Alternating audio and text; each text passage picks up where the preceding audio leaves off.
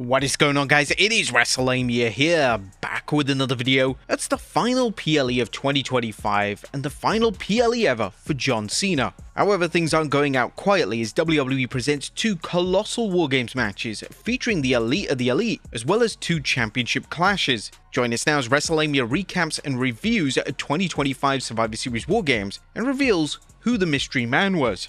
Be sure to subscribe and hit that notification bell. Now, before we get into the analysis, we'll have a quick review of the show. As first up was the Women's Wargames match as Rhea Ripley, Asuka, Alexa Bliss, Charlotte Flair and AJ Lee took on Nia Jax, Lash legend, the Kabuki Warriors and Becky Lynch. Now, the babyfaces have the Wargames advantage, but the heels make up for it in ferocity as they hold their own against the babyfaces until Wargames enters its match beyond stage, pummeling Rhea Ripley and company. However, when Asuka blows mist at Rhea Ripley, Charlotte Flair pushes her out the way, leading to Asuka blinding Lash legend. The babyfaces then rally with Asuka hitting a signature trash can spot off the top of the cage, which looked insane. AJ Lee then moves in on Becky Lynch, forcing her to tapping out after applying the Black Widow. Rhea Ripley's team wins the Wargames match. Next up is the Intercontinental Championship match as champion John Cena takes on Dirty Dominik Mysterio with the Judgment Day's Raquel Rodriguez and Roxanne Perez. This is a back and forth match until Dirty Dom attempts a dive off the security barrier and lands on his shoulder. It gets so bad that the medical team attends to him as Raquel Rodriguez and Roxanne Perez ambush Cena, laying him out with their finishers. However, it was all a ruse and Dominik actually manages to get back in the ring and hit the 619 on Cena, but the referee refuses to make the count after Dom's dirty tactics and sends the Judgment Day's females to the back. The match takes incredible twists and turns as Cena accidentally flattens the referee, with JD McDonough and Finn Balor then doing their best to help out Dominik Mysterio. But it's not enough though, and Cena continues the offense. Unfortunately, the referee is now still out as things go insane afterwards, as we now get a shocking return in Liv Morgan, slapping Dominik Mysterio before embracing John Cena. However, we've all seen that look before. It's a damn swerve as Liv low blows John, allowing Dominik to hit the frog splash and cover Cena for the win as Dominik Mysterio becomes the new Intercontinental Champion. Next up is the Women's World Championship match as champion Stephanie Vaquer takes on Nikki Bella. And Nikki attacks Stephanie from behind, gaining the initial advantage. But unfortunately, this only seems to anger the champ, and Vaquer launches a brutal counterattack. Nikki's experience advantage gives her some momentum, but eventually Stephanie gains the upper hand, delivering a diabolical devil's kiss on the announce table. Vaquer then delivers a corkscrew moonsault to Nikki, and that's it for Bella's bid for the belt, as Stephanie Vaquer retains the Women's World Championship.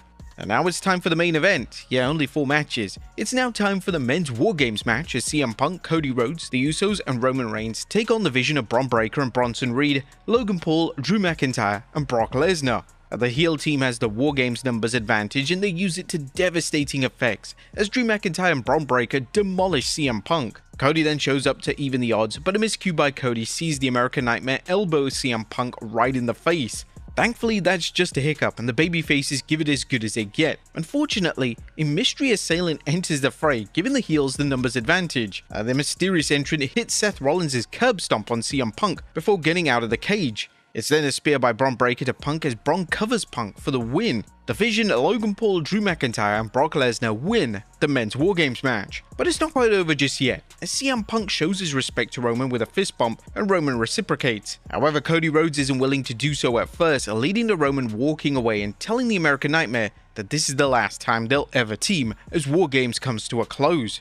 But that was a quick recap of the show. What about the good, the bad, and the downright ugly? As always, we start off with the good as number 1, another inspired hype video. WWE's decision to shake things up with its pre-show hype video led to an eye-catching spectacle that played on the idea of the camera and how we see the various wrestlers on air. Now, while we don't need WWE to try and aim for awards in cinematography, this was a pleasant change of pace. Number 2, the spectacle of stadium shows. WWE's decision to hold Survivor Series at a stadium, in this case San Diego's Petco Park, this was a risky one, especially in light of the inconsistent ticket sales, but this one certainly paid off, not only because fans came in droves, but because nothing looks as major league as a stadium full of fans. The set was dazzling and looked much better on a grander stage. It even looked so cool to see Survivor Series Wargames in almost daylight.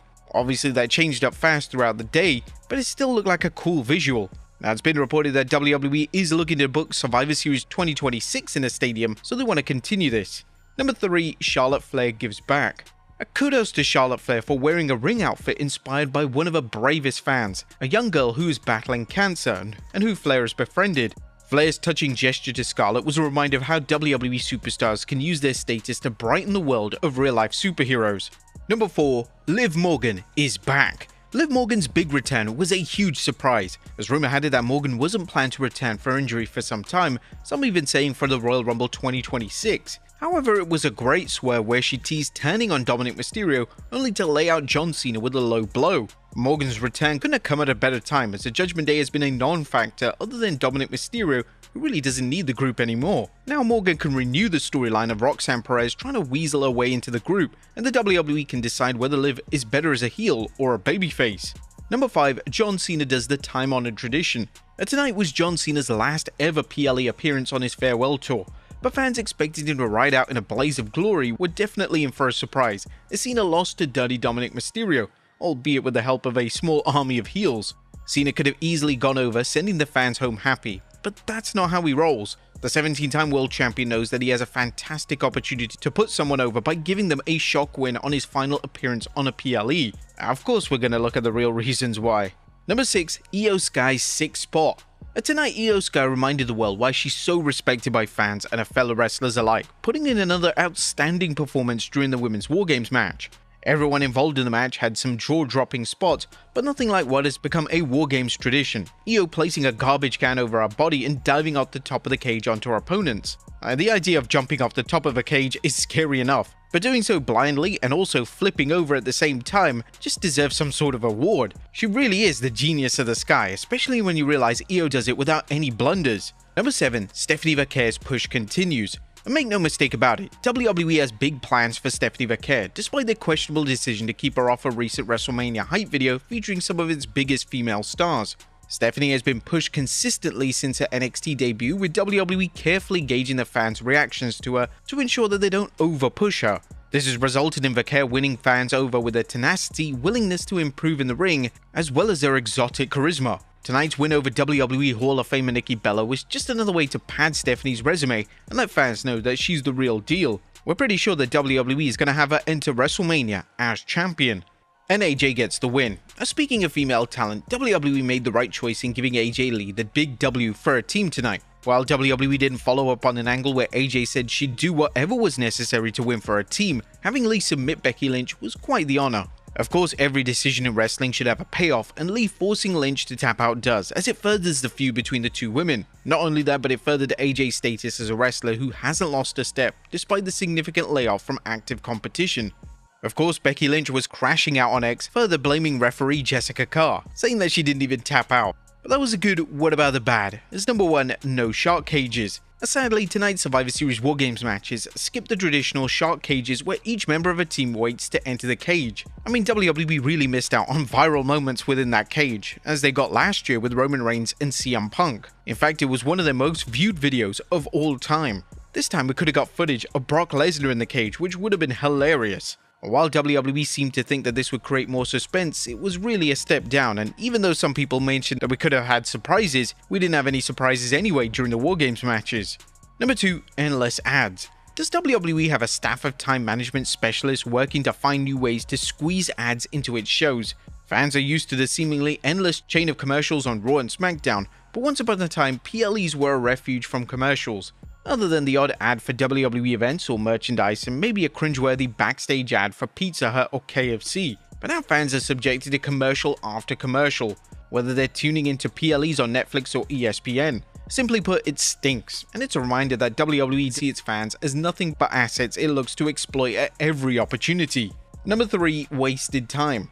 WWE's greedy, oversaturated ad campaign isn't just ruining fans' goodwill, it's harming its PLEs. While the WWE has made more of its PLE matches mean something, as opposed to the last years of Vince McMahon's run, when PLEs often took a quantity over quality approach, disappointing many fans, the amount of filler on the show was inexcusable, and it was so bad that they could have included one more match, if not 2 matches on tonight's show. WWE could have showcased some of its undercard with a traditional Survivor Series elimination match or booked another championship match. Instead, fans had to endure commercial after commercial, and a missed opportunity. Wargames is more about than just watching 2 teams of 5 beating the snot out of each other, even though that's a big part of its appeal. It's about furthering feuds and playing on wrestlers' history. So why did WWE start the men's match with CM Punk and Bron Breakker rather than Punk and longtime nemesis Drew McIntyre? While it was fun watching Punk contend with Breaker's incredible power advantage, it would have been better watching Punk and McIntyre renew their rivalry, much as Becky Lynch and Charlotte Flair did during the women's Wargames match. Now, there was nothing downright ugly, as Survivor Series has become the type of event where fans watch it for 2 matches, that obviously being Wargames, and they're always entertaining, with the only question being how one year will compare to another. Tonight's matches weren't anything noteworthy in terms of match quality, but the enigmatic intruder who laid out CM Punk was enough to make the main event noteworthy. And speaking of that, who really is the mystery attacker? Fans really can't get enough of strong storylines involving mysteries, and tonight's men's Wargames match delivered a big one, with a mystery wrestler climbing into the cage and taking out CM Punk with a curb stomp and a super kick. Now, of course, the first suspect in your mind would be Seth Rollins, as who else would deliver a curb stomp? But despite Seth Rollins being injured and not ready to return to WWE, he could have made a miraculous recovery and swerved us all, like he's done in the past. He had mentioned in a recent interview that he was optimistic about his recovery time and mentioned that February could have been a possibility, whilst Becky Lynch had to reel him in and make it clear that it's probably going to be post-Mania. WWE is really making us believe it was Seth Rollins. Well, no, it wasn't Seth Rollins. This was in fact Austin Theory, but Theory has been away for some time due to an injury. However, that time is now past. But why him though? Well, there were rumors a few months ago of Theory being part of the vision leading up to Wargames, and he would have been a stand-in for Logan Paul or Drew McIntyre in the match. However, that never happened.